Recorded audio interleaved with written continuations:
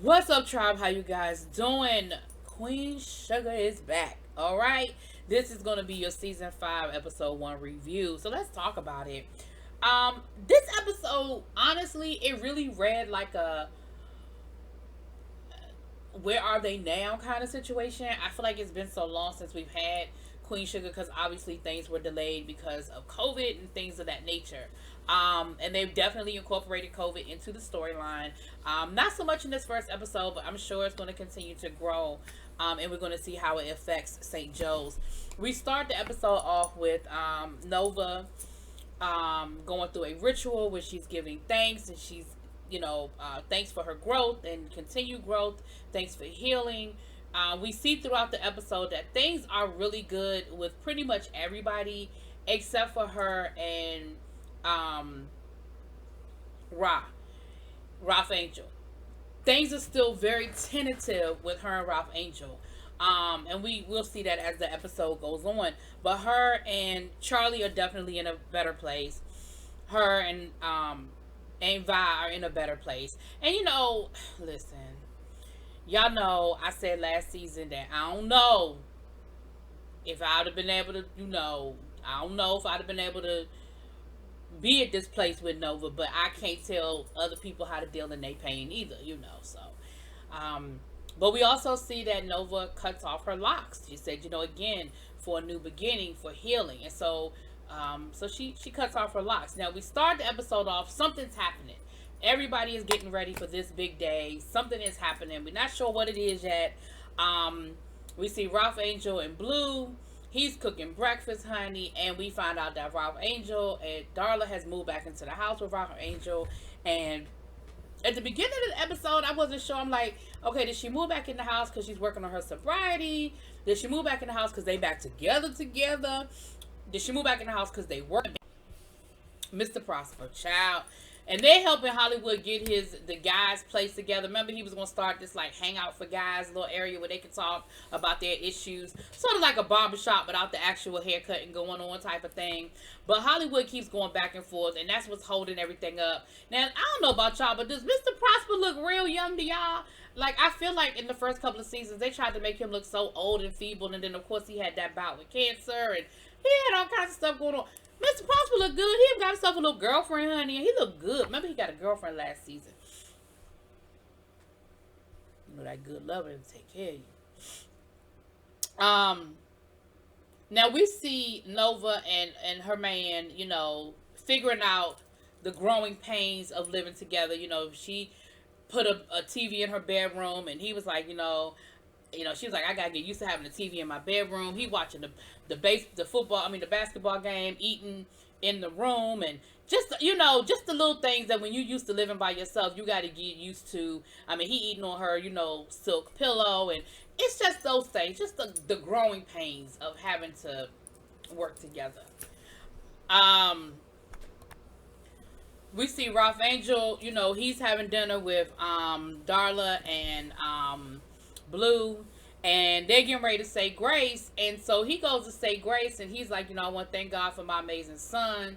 I want to thank God for my amazing. And he look over at Darla like, I don't even know what to call you, girl. I don't even know. He just said, for all the love of my life, And of course, Darla gives him that look like, for real, dude. And he gives her the look like, I don't know. And so that's why I said, hell, if he confused, I was confused, So we had the meeting between Parker and Charlie. She called, and they meet down to the Queen Sugar factory. It's still burnt out. And the first thing out of Parker's mouth is, well, you about to get you a nice little, insurance settlement, right? Because, of course, remember, it looked like it was, they knew it was arson, but they thought it was Charlie. So now that Francis has been convicted and stuff, I guess the insurance company gonna have to pay out. It seems to me like they should have paid out once she was arrested, but whatever, the insurance company ain't gonna pay unless they have to. But so they have a moment, and Parker is like, listen, let's try to come up with some alternatives where everybody can win. And she said, we're willing to pay the farmers, basically pay them for their pain. We're willing to ante up a little bit more money, but understand that I'm trying to bring St. Joe out of the 1600s into the 21st century. Like farming was never set up for us to win. It's a, it's an annotated system from slavery, and I'm trying to bring us into the new where we are, 2021. And of course Charlie is like, man, that is a part of our legacy. Like, and it became a great conversation of, and they even referenced each other as Booker T. Washington and W.E.B. Du Bois. And if you're familiar with that debate between Booker T. Washington, who Parker represents, and Charlie, Booker T. Washington that Charlie sort of represents, and W.E.B. Du Bois, who Parker sort of represents, you understand that debate of staying where we are agriculturally and trying to win within that system versus bulldozing it, creating our own system, which through education, which is more of the W.E.B. Du Bois mindset. Again, I mean, depending on your point of view about whether you think one person is right or wrong, but it was a great conversation when you think of it in those terms. And then, so finally, when Parker realizes that Charlie is not going to take the deal and work with her, Parker says, so you speak for all of St. Joe. Because she said the farmer's not going to take the deal. She said, so you speak for all of St. Joe. And Charlie was like, I do. She was like, you sure? Like, you positive. And she even walked off a little bit, came back, was like, you sure? You speak for all of St. Joe? And then she said, this means war, right? Like, all right, I tried this the nice way, but that's it. There ain't no nicer way. So,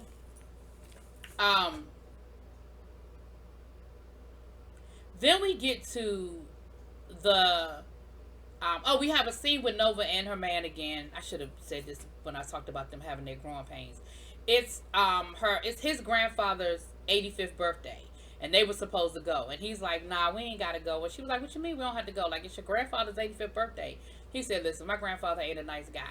And you know what I appreciate in this scene?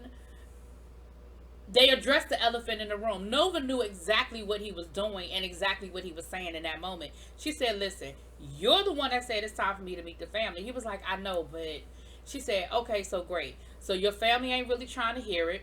Your grandfather's going to be mean to me. It's going to be pretty damn awkward. But you know what? We're going to do it. We're going to stick with it, and we're going to work through it. And we're going to do it together. Like, we said no more hiding. We're going to rip the Band-Aid off, and we're going to deal with what it is. You've met my family. You've met my friends. Now it's time for me to meet your family and friends. And if it's going to be hard, it's just going to be hard, and we're going to figure it out. And so, he was like, all right, I see your point. Okay, cool. So now we're at the celebration, the feast for St. Joe. And again, it was a really nice celebration. Everybody's in purple. Those are the St. Joe colors. Charlie, speaks about this black woman who was a former slave, who this parish is named after, and how, they're going to have this celebration every year at the end of Black History Month to celebrate her and, remind the people of who she was. And, so they're having dinner. And, they're talking about how great it is to be around family and how we're going to just do this more often, and family and family and family. And then they announced the bank that sponsored the event, like the local bank. And who comes up there to speak for the bank? Parker. And she said, she was just named as the board of directors. And Nova looks at Charlie and said, this ain't good. And they immediately know that she up to some bullshiggity, right? Something ain't right, something going on. And Parker says, you know what? We heard y'all loud and clear. Y'all don't want y'all don't want that road going down the way in which it originally was supposed to go. And so we will change it. And now it's going to go between the streets of this and that. And immediately people start thinking, wait a minute, what? They'd have changed the route of the road for it to go straight through the town cemetery. So, of course, now everybody's pissed off at Charlie. Like, wait a minute. You going to let them tear up the cemetery? Now, mind you, Charlie just found out when they found out. Of course, they don't know that, or they don't care.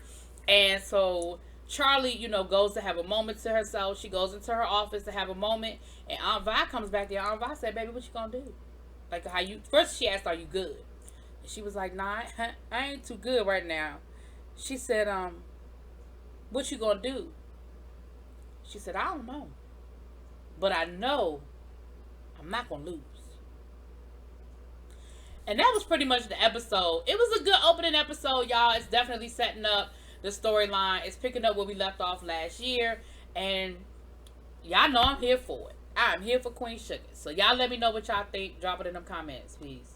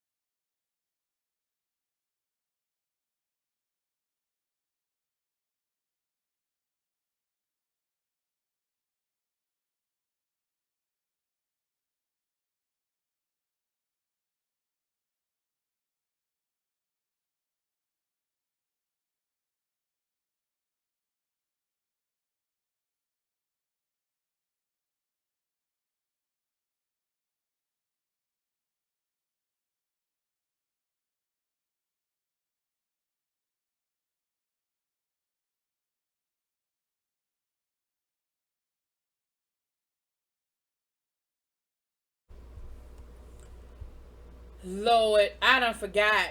Child, Ralph Angel done proposed to Dollar. I ain't stretching that out. Ralph Angel done got down on one knee and asked Dollar to marry him. I'm so sorry I forgot that part, y'all. My bad. I ain't getting into that.